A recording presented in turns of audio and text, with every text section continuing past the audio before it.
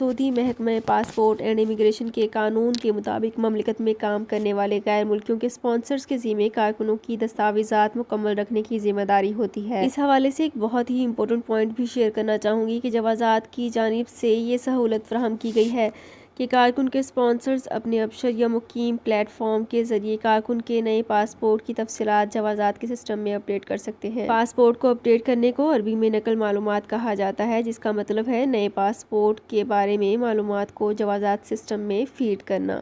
तो फ्रेंड्स, ये थी मेरी आज की। अगर आपको ये वीडियो पसंद आई है तो हमारे चैनल को सब्सक्राइब, लाइक एंड शेयर कर लीजिए। तो फ्रेंड्स, मिलते हैं एक नई वीडियो में एक बिल्कुल नई अपडेट के साथ। अपना बहुत ख्याल रखिएगा। अल्लाह हाफिज़।